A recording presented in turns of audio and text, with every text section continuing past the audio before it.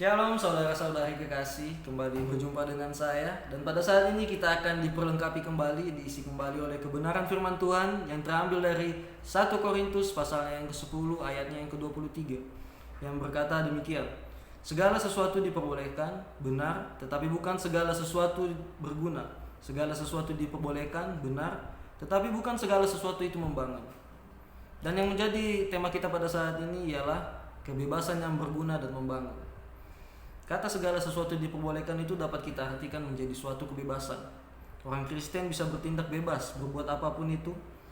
Namun kata segala sesuatu diperbolehkan ini bukan berarti kita dapat melakukan semuanya itu semau kita. Kita dapat melakukan hal-hal yang jahat di mata Tuhan atau bahkan yang tercela di mata Tuhan. Bukan seperti itu saudara-saudari. Melainkan yang dimaksud di sini ialah kebebasan yang kita miliki adalah kebebasan yang dapat berguna dan membangun. Dari ayat ini kita dapat sama-sama belajar bagaimana cara kita untuk menyikapi kebebasan yang diberikan kepada kita.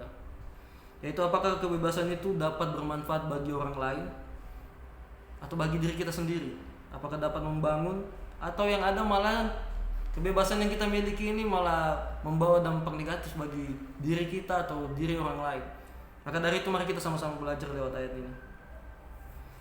Sebab apalah gunanya kita melakukan segala sesuatu jika malah membuat kita semakin menjauh dari Tuhan, semakin menghancurkan hidup kita, kita malah menyengsarakan orang lain. Padahal yang seharusnya segala sesuatu yang kita lakukan itu harusnya mendekatkan diri kita kepada Tuhan. Atau bahkan kita melakukan segala sesuatu itu dapat membawa berkat kepada orang lain, dapat menjadi sukacita, bukan malah membuat orang lain itu terganggu. Maka dari itu mari kita sama-sama belajar bagaimana kita dapat menyikapi kebebasan yang kita miliki ini.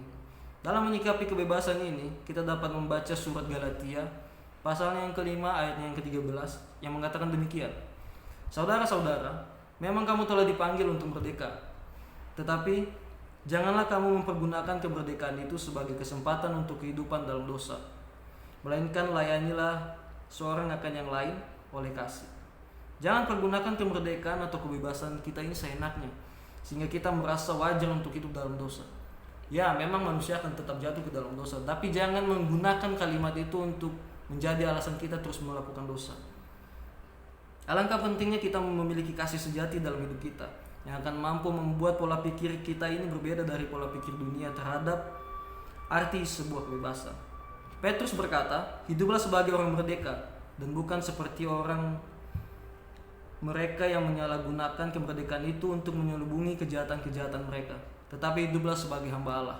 1 Petrus pasal yang kedua ayatnya yang ke-16. Sebuah kehidupan yang merdeka seharusnya dipakai untuk menjadi hamba Allah, bukan malah menjadi hambanya dunia ini.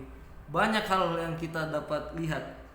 Contohnya saja, kita menjadi terikat dengan dunia ini.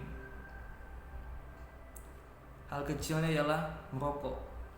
Mungkin kita secara logika kita akan berpikir, emang kenapa kalau saya merokok? Tapi jelas-jelas jika saya lihat dimanapun itu, jika ada seorang yang merokok dan di sampingnya ada yang tidak merokok, pasti yang di sampingnya itu akan merasa terganggu. Lalu apakah seorang perokok itu dia melakukan segala sesuatunya itu membangun atau berguna?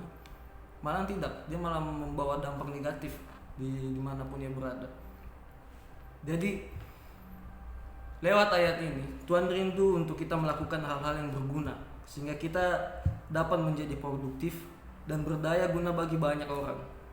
Namun Tuhan tidak pernah memaksa kita, karena bagaimana? Kita ini telah diberikan privilege, free will. Kita diberikan kehendak bebas. Maka dari itu, alangkah baiknya jika kita mengisi kegiatan-kegiatan kita ini dengan hal-hal yang berguna dan membangun. Bagaimana caranya? Ya dengan hal-hal yang baik. Contohnya saja kita membantu sesama, menolong sesama. Kita itu harus menjadi terang dimanapun kita berada. Matius mencatat demikian. Maka dari itu manusia, mari kita menjalani hidup dengan hal-hal yang benar sesuai dengan firman Tuhan dan yang membangun, sehingga dengan demikian kita dapat memuliakan Tuhan melalui kehidupan kita. Karena itu gunakanlah setiap kemerdekaan yang kita miliki ini untuk menjadi berkat kepada orang lain. Mari kita sama-sama belajar lewat ayat ini bagaimana cara kita bertindak menyikapi kebebasan yang telah kita miliki ini, kita melakukan segala sesuatu hal itu yang dapat membawa dampak positif dimanapun kita berada. Jangan kita malah melakukan segala sesuatu itu kita malah membawa dampak negatif. Jangan.